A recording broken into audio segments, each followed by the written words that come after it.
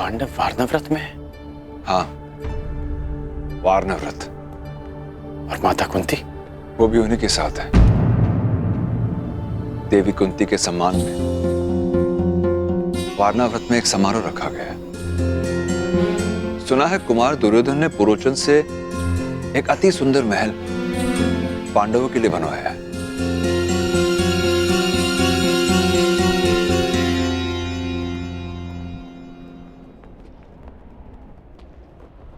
ये अग्नि नहीं है अंगराज, ये वो प्रकाश पुंज है जो हस्तिनापुर का भविष्य बदल देगा, और साथ में आपका और मेरा भी। पांडव वारनाव्रत में है और पुरोचन भी वहीं जा रहा था।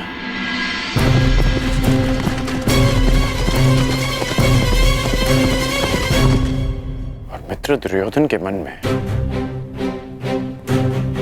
अचानक पांडवों के प्रति प्रेम कहां से उत्पन्न हो गया? कर्ण, ये हैं पुरोचन, ये हमारे लिए युद्ध लड़े। युद्ध करे बिना पांडवों को कैसे परास्त किया जा सकता है? ऐसा कौन सा मार्ग है? मार्ग है, उन्हें भान भी नहीं होगा और उनका अस्तित्व सदैव के लिए मिट जाएगा। इसका अर्थ है कि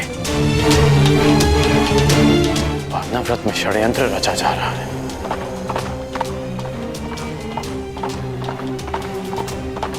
इसलिए गांधार नरेश मुझे दुर्योधन से मिलने नहीं दे रहे थे।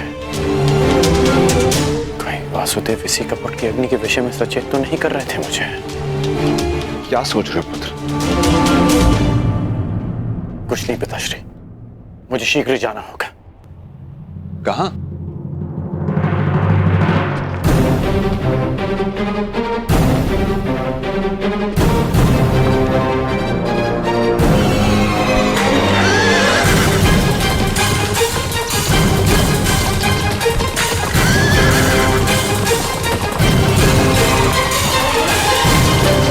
जो समय पर निर्णय नहीं लेता, समय उसे कभी क्षमा नहीं करता पांचाल नरेश।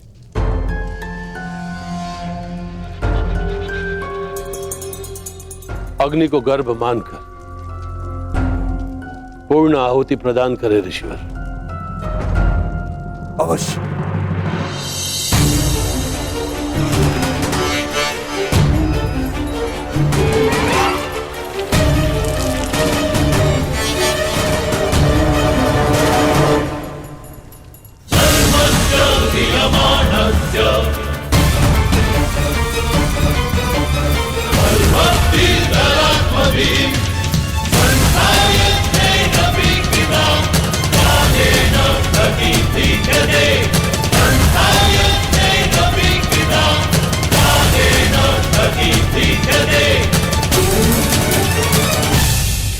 वसुदेव, मेरी ये आहुति सफल होगी ना?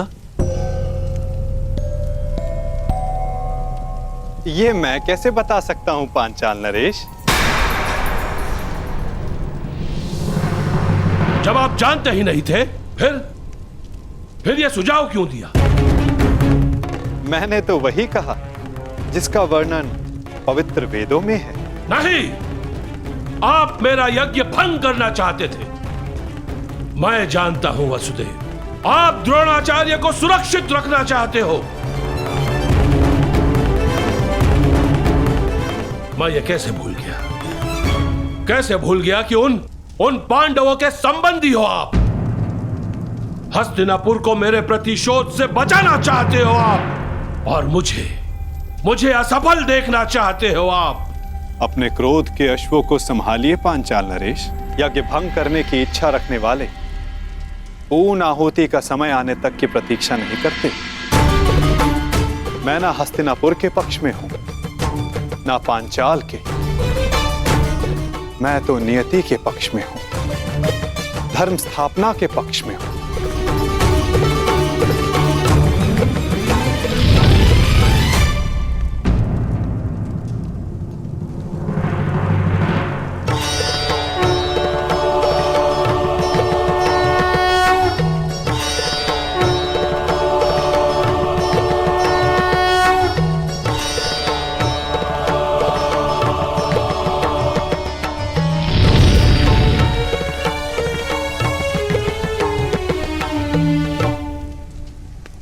यज्ञ सफल रहा। आपका पुत्र जन्म लेने वाला है। धन्यवाद ईश्वर, धन्यवाद।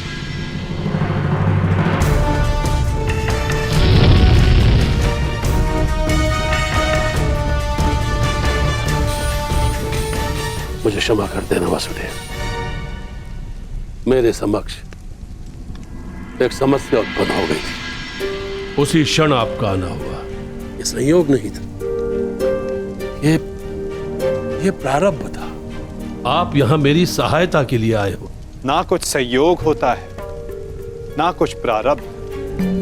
कुछ होता है तो केवल कर्म पांचाल नरेश, और उनके फल।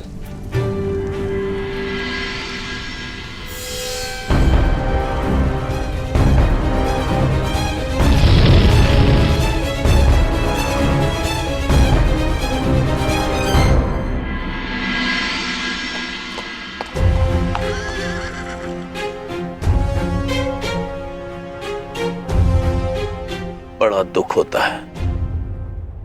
मेरा इतना सुंदर महल, मेरी इतनी सुंदर कृति कल प्रातःकाल राख का ढेर होगी, अपने भीतर उपस्थित अतिथियों समेत। अपना भविष्य उज्जवल करने के लिए मुझे अपने हाथों ही अपनी इस सुंदर कृति को ज्वाला देनी होगी।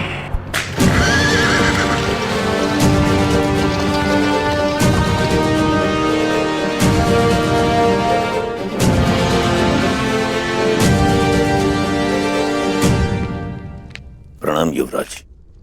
बड़ा विलंब कर दिया आपने आने में पुरोचन महोदय। मुझे भूख लग रही है और आपकी भार्या और बालक इस हट पे अड़े हैं कि आप ही के साथ भोजन करूं। विलंब के लिए क्षमा चाहता हूं कुमार भीम। अब आपके भोजन में विलंब नहीं होगा। वैसे आपको ये मेरा बनाया महल कैसा लगा? ठीक है, कुछ कमियां हैं जिन्हें सुधारा जा सकता है। रोचन के निर्माण में कमी निकालना ठीक वैसा ही है जैसा ब्रह्मा जी की सृष्टि में दोष ढूंढना। रुष्ट मत होइए परोचन महोदय। अनुज भीम की ये व्यक्तिगत सोच है, परंतु सत्य ये है कि ये महल वास्तविकता में अनोखा है। इसकी तुलना संसार के किसी भी निर्माण से नहीं की जा सकती। प्रशंसा के लिए धन्यवाद युवराज। आइए भोजन करते हैं। कुमार भीम, कल प्रातः काल तक आपको कोई कमी नहीं मिलेगी इस महल में।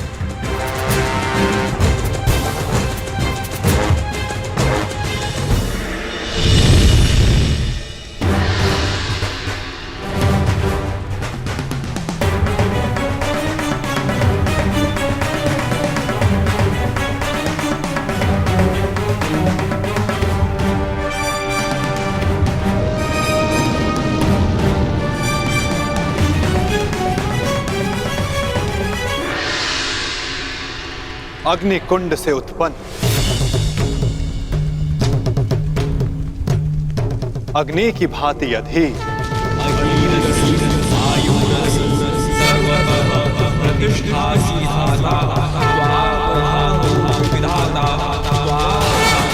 साहसी,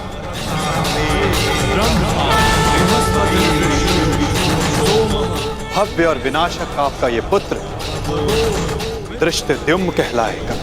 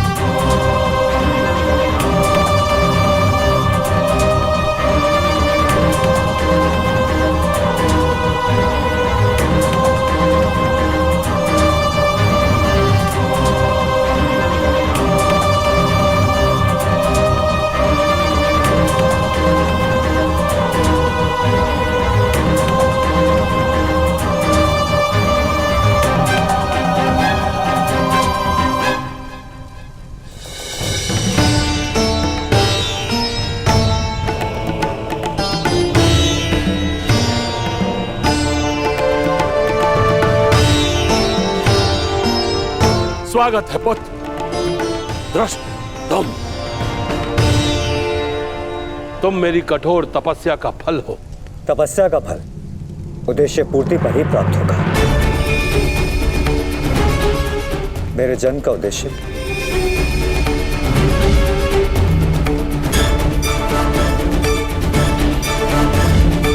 तुम्हारा अहंकार, उस पर विजय पाना शेष है जिसे मैं पाकर रहूंगा। आज मैं एक राजा का पिता हूं और तुम कुछ भी नहीं द्रौपद। इसलिए मैं भारद्वाज पुत्र द्रोण, हस्तिनापुर राजगुरु द्रोण, पांचाल का आधा राज्य द्रुपद को दान में देता हूं।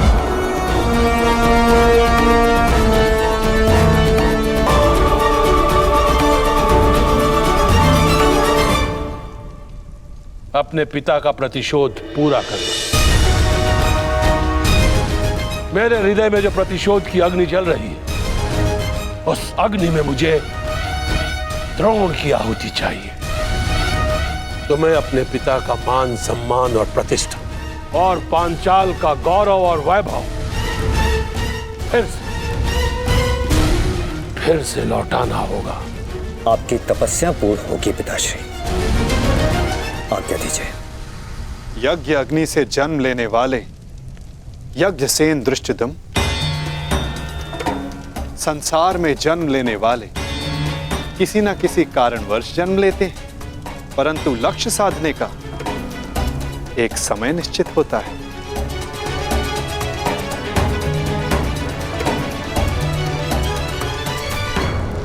अग्नि शिखा फिर से विराट हो गई है।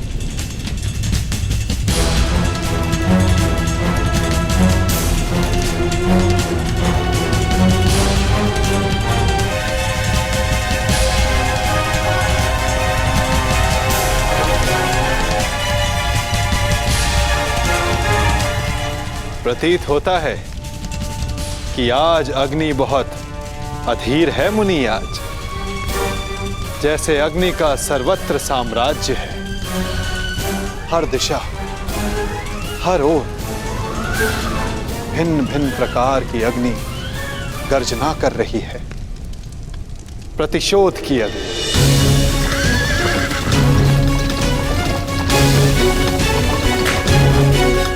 कपट की अग्नि, विनाश की अग्नि, विनाश की अग्नि।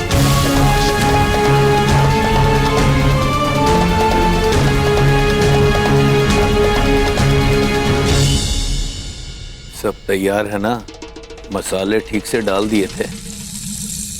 हाँ, सब वैसा ही बना है जैसा आपने कहा था।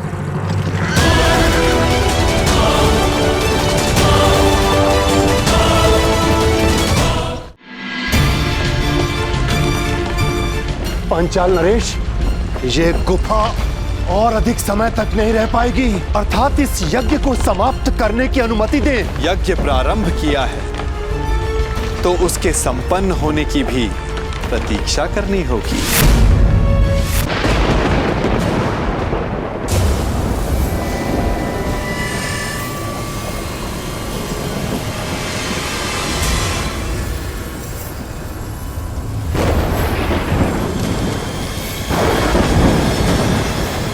यज्ञ अग्नि बहुत प्रबल है। यह स्थान इतनी ऊर्जा सहन नहीं कर पा रहा है।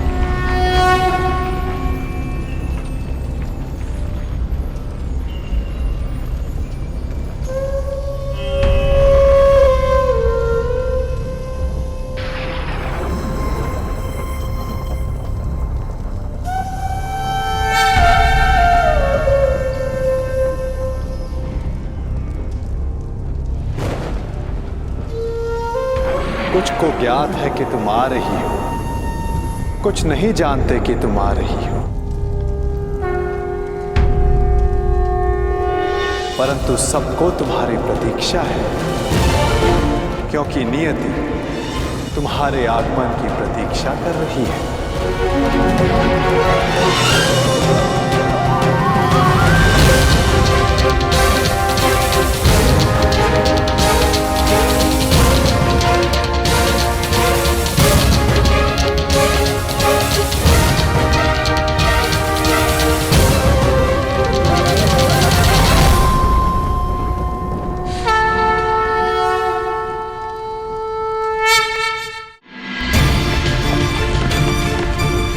पांचाल नरेश, ये गुफा और अधिक समय तक नहीं रह पाएगी, अर्थात इस यज्ञ को समाप्त करने की अनुमति दें। यज्ञ प्रारंभ किया है तो उसके संपन्न होने की भी प्रतीक्षा करनी होगी।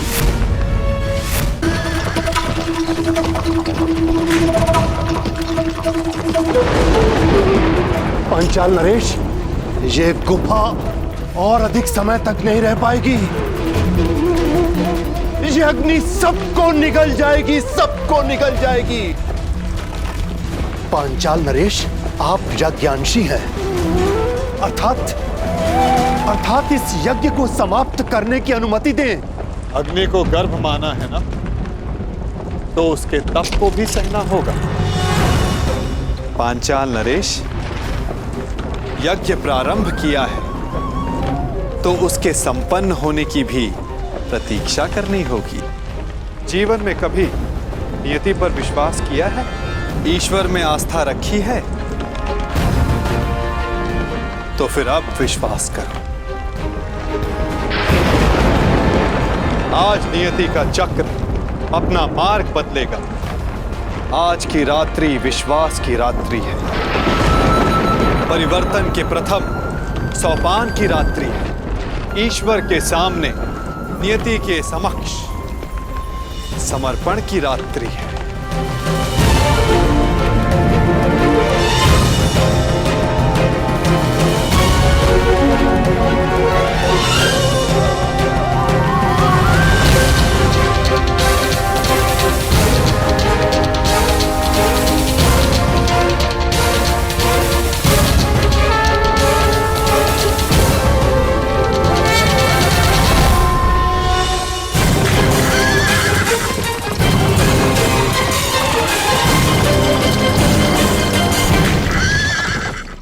खाइए युवराज, भार्या ने अपने हाथों से ये भोजन तैयार किया है। सुस्वाद तो है ना?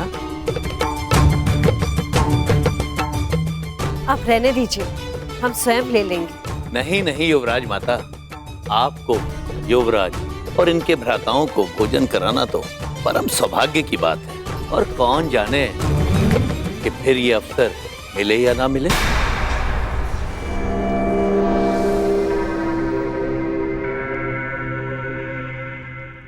क्योंकि कल तो आप जाने वाले हैं ना?